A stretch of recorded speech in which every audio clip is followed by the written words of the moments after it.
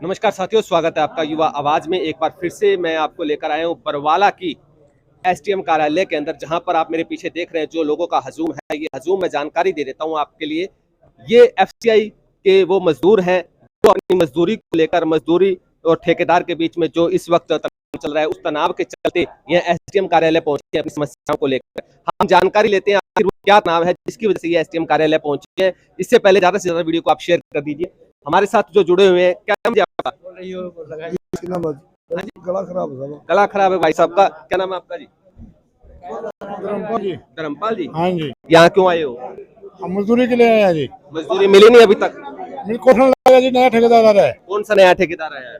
नाम को तो बता विजय ठेकेदार है जी, विजय ठेकेदार। विजय ठेकेदार। विजय ठेकेदार है। नहीं, पहले तो ये बताइए जी, मजदूरी आपकी पिछली रहती है या कोई नई समस्या है? ऐसे है सर, इसके करनी तो हमारी सारी मजदूरी पड़ी है, पीछे भी पड़ी है। ईपीएफ के अंदर भी घोटाला है इसका। नहीं, कितनी मजदूरी पड़ी? कितने मजदूर हो आप? हम यहाँ 800 मजदूर। हाँ, 800 मजदूर है। हाँ, तो 800 मजदूरों की मजदूरी, रेलवे स्टेशन पे हम 215 आदमी काम करते हैं, ठीक है। जहाँ ये टेंडर लेके आया है। अच्छा, अब ये 2 रुपये कट्टा कह रहे हैं, जिसमें हमारा 3 रुपये 50 पैसे पहले कट्टा है। अब ये रोड़ा पाया खड़ा है, मैं तो 2 रुपये कट्टा देके काम कराऊंगा आपसे। ये कहाँ से है ठेकेदार? ये ठेकेदार है तो वैसे ये अपने पंजाब की है, पंजाब साइड से। तो पहले भी यही ठेकेदारी करते पहले थे? ये 16 से लेके 18 तक ये काम करके गए हैं, हमारे को रेट दे के गए हैं। तो उस वक्त कोई दिक्कत नहीं हुई थी क्या? उस टाइम कोई हरकत नहीं हुआ था। अब कोई कम रेट लेके आ गया तो अब ये धक्का कर रहे हैं हमारे से। मैं और लेबर लेके आके काम कराऊंगा। आप ये अगर जो 2 रुपये कट्टा लेगो तो ठीक है। तो नहीं, जो आपकी यूनियन है, जो एफसीआई यूनियन से आप सब? एफसीआई की यूनियन से। अच्छा, तो एफसीआई यूनियन के अंदर जो कॉन्ट्रैक्ट कोई एक दूसरे की जगह जाके काम कर सकते हैं क्या इस प्रकार? ऐसे कम बद्दी काम कर सकते हैं। वो अपने रेट जो हमारे होते हैं वो पहले पूछ लेते हैं भी आपका रेट क्या है। उसके अंदर 10-20 पैसे 50 पैसे ठेकेदार बचा के वो टेंडर ले आता है। वो टेंडर लेके 50 पैसे उसको बच जाते हैं, बाकी हमारे लेबरों को दे देता है वो। तो ठेकेदार कह रहा है भी इस वक्त जो टेंडर उसने लिया उसमें उसको नुकसान हो रहा है। क्या पता दे क्या, हमारे को तो पता नहीं रहा भी क्या नुकसान है। खुद कह रहा है ये कह रहे हैं भी मैं तो 2 रुपये कट्टा दूंगा, बस और बात नहीं करे हमारे को। 2 रुपये कट्टा? क्या पूरे हरियाणा के अंदर कहीं ये रेट है? ये रेट कहीं है, आज तो 4 रुपये कट्टा तो वही भी है। एक बात हम प्रैक्टिकली बात करते हैं। ये बताओ, आप मजदूर हो तो एक मजदूर डेली मतलब कितने कट्टों का काम हो जाता है और कितनी मजदूरी हो जाती है अगर बात करें? इसी रेलवे स्टेशन बोल रहे हैं ना, इसके अंदर डेली 70-80 हजार का काम हो जाता है हमारा। आपका एक मजदूर की बात कर रहा हूँ। 250-300 रुपये हमारी दिहाड़ी बन जाती है, 400 भी बन जाती है। 400 भी बन जाती है। एक आदमी को 300-350 कट्टे आ जाते हैं। और कितने दिन काम चलता है ये तो 6-12 महीने चलता रहता है। जैसे गेहूं लग गई, अब गेहूं आ गई और अपने गोदामों में लग गई, और फिर जो सरकार ने बाहर भेजनी हो तो रेलवे के हिसाब से भेज रही है। तो डेली आपको मजदूरी मिलती है? आपका डेली आता है?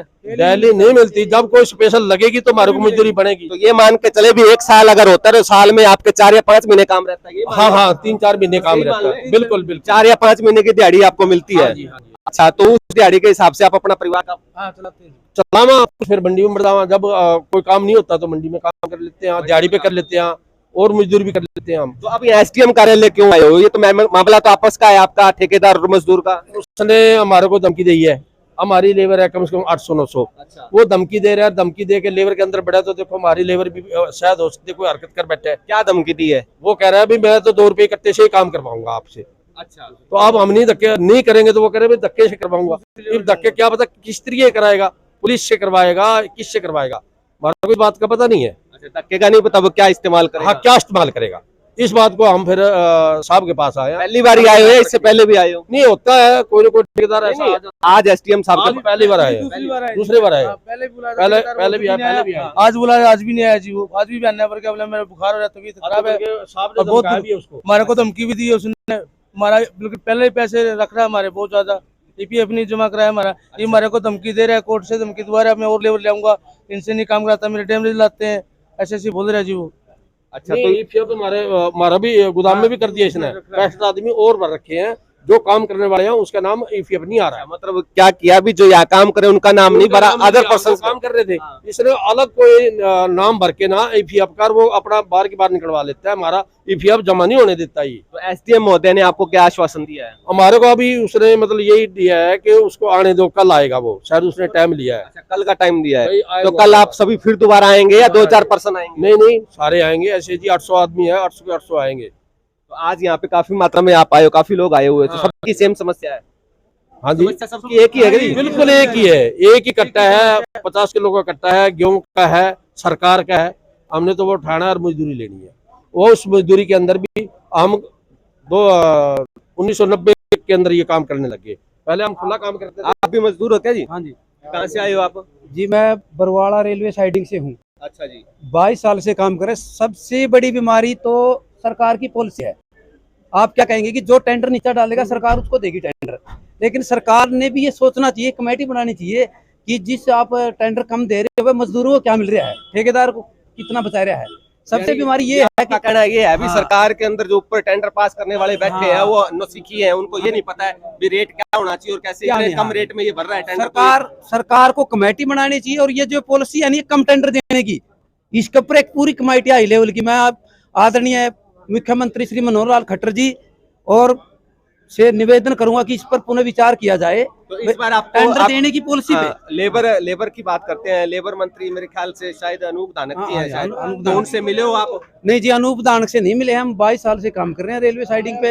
ये तो कोई ठेकेदार नीचा टेंडर लेके धमकी दे देता है कि हम फलानी लेबर ले आएंगे, कम रेट में काम करेंगे, कम रेट में काम करवा लेंगे। लेकिन जो 22 साल से कोरोना महामारी के बीच में प्रधानमंत्री गरीब अन्न कल्याण योजना के तहत पूरे भारत में अनाज का वितरण हुआ फ्री में, बिल्कुल वो रेलवे साइडिंग के द्वारा हुआ है। कोरोना के अंदर बड़े बड़े डिपार्टमेंट बंद हो गए थे, लेकिन फिर भी ये कॉन्ट्रैक्ट के अंदर जितने कर्मचारी थे, एफसीआई में कॉन्ट्रैक्ट कर्मचारी जितने भी थे, उन्होंने रात दिन करके स्पेशल लोड करके पूरे भारत में अन्न पहुंचाने का काम किया है। एक बात मैं ये जानना चाहता हूँ, क्योंकि निजीकरण और अगर बात करते हैं सरकारी, दोनों का बड़ा आजकल लफड़ा चल रहा है। हर विभाग को निजीकरण किया जा रहा है, चाहे रेलवे है चाहे बस, सब कुछ निजी किया जा रहा है। तो आपको क्या लगता है इससे समस्याएं उत्पन्न होती हैं, समस्याओं का समाधान होता है? क्योंकि कई बार क्या होता है, जो निजीकरण जो जिसने ठेका लिया है वो कहता है भी आम आदमी है वो काम नहीं करते, बार बार तंग करते हैं, कभी हड़ताल के नाम पे, कभी किसी और चीज के नाम पे, वो हमेशा तंग करते हैं और जिसकी वजह से हम काम नहीं कर पाते।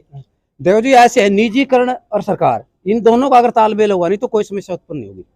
अगर सही तरीके से सरकार और ठेकेदार कॉन्ट्रैक्टर या निजीकरण का आपस में तालमेल होगा तो कोई समस्या पैदा नहीं होगी किसी चीज की भी। आपका क्या कहना है इसके बारे में? मेरा तो मानना निजीकरण ही गलत है। निजीकरण हाँ, गलत है? बिल्कुल गलत नीति है, ये नहीं होना चाहिए। इसमें हर तरह का शोषण हुआ है। अभी जो रेट लेके आया जो भी ठेकेदार है प्राइवेट, जिसका रेलवे का आप जैसे बड़े पैमाने पे करे हो, तो वो उसमें जो लेके आया वो बंदा यही सोच के भाई नीचे जो है इनका शोषण करके इनसे कैसे नीचे कमाया जाए। एक निजीकरण का सबसे बड़ा यही उदाहरण अभी है। तो मैं नहीं मानता कि भाई निजीकरण सही है, निजीकरण होना ही नहीं चाहिए था। और जो फिलहाल दुष्यंत चौटाला जी ने 75% नौकरी का आरक्षण है, तो इस हिसाब से अगर क्षेत्रों की बात करें, आप बरवाड़ा से हो, बरवाड़ा के आसपास के हो, तो आपको नहीं लगता ये आरक्षण का सिस्टम तो यहाँ भी शुरू होना चाहिए? बाहर से आके यहाँ मजदूर अगर कोई काम कर रहा है तो देखो, नौकरियां वाला तो मैं कहूंगा नहीं। सरकार का पेपर हो यार, लीक हो जाए, कैंसिल हो जाइए तो एक युवा का मामला आएगा। फिलहाल जो मामला इन भाइयों का है, जैसे पलेदार भाइयों का फिलहाल का जो मामला, आप कह रहे थे ना कि भाई अनूप धानक जी को 2012 में आप मिले ना मिले, तो ये मामला मेरे ख्याल कितने दिन से चल रहा है आपका? ये मामला 10 दिन से चल रहा है। सोशल मीडिया पर आपके माध्यम से रोज मैं भी देखता हूँ, वो भी देखते होंगे। जब ये आम आदमी देखना है तो वो भी देखते होंगे। उन्हें देख के ना खुद ही इनके बीच में समस्या सुननी चाहिए। मेरा मानना ऐसा है, अगर जैसे सरकार का कोई नुमाइंदगी करता है इधर से बंदा और उसको चाहिए कि आगे भी भाईचारा बना रहे, कहीं ना कहीं तो इनके दिल में बस रहे, तो उसको खुद को आगे बात करनी चाहिए इनके बीच में। तो साथियों, जैसा कि आपको पूरा मामला पता लग गया होगा, ठेकेदार जिन्होंने एक कम कीमत में टेंडर लिया और अब वो क्या कह रहा है, वो कह रहा है भी हम जो मजदूर जो हम लगाएंगे उनको हम रेट कम देंगे। पहली बात तो उसने कम में टेंडर क्यों लगाया? क्या किसी प्रकार की कोई कह सकते हैं मिली भगत थी? क्योंकि जब एक सरकारी आम आदमी की भी समझ होती है, घर के अंदर अगर 3000 रुपए का खर्चा होना है महीने के अंदर, तो 2000 कैसे गुजारा हो जाएगा? नहीं हो सकता। तो जो अधिकारी ऊपर बैठे हैं, जो टेंडर पास करने वाले बैठे हैं, क्या वो इस बिना पे ही टेंडर को पास कर देते हैं? भी इसने कम कीमत भरी हुई, इसका टेंडर पास कर दीजिए। वो ये नहीं देखते भी इसकी कॉस्ट क्या आएगी, वो ये नहीं देखते इसका कितना पैसा लगेगा, वो ये नहीं देखते भी आगे ये लोगों को कितना देगा, उन लोगों के पास कितना पहुंचेगा। ऐसा कुछ नहीं देखा जाता, केवल कम कीमत के ऊपर ही टेंडर को अलॉट कर दिया जाता है और बाद में ऐसी समस्याएं जो है सामने आती हैं। एफसीआई यूनियन का दावा है कि पिछले 22 सालों से हम लगातार यहां काम कर रहे हैं और हमारे पास आज तक ऐसी कोई समस्या नहीं आई। इस बार जो पिछले साल कोरोना पीरियड की बात करते हैं, 3 रुपए 75 पैसे का रेट था आपका जी, और आज वो कह रहे हैं भी हम 2 रुपए आपको रेट देंगे, तो कहां तक वाजिब है?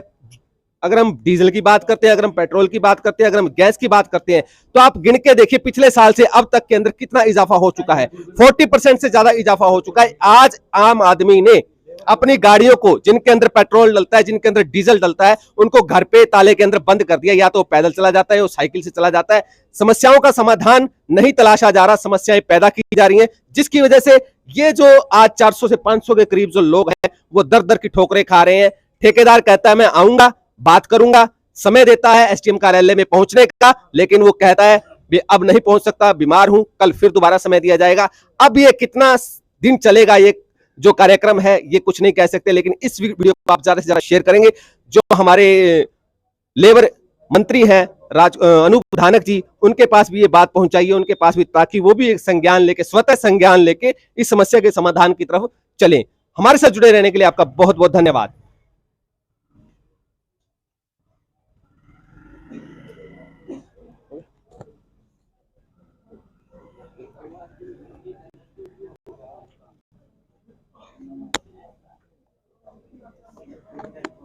और सगरम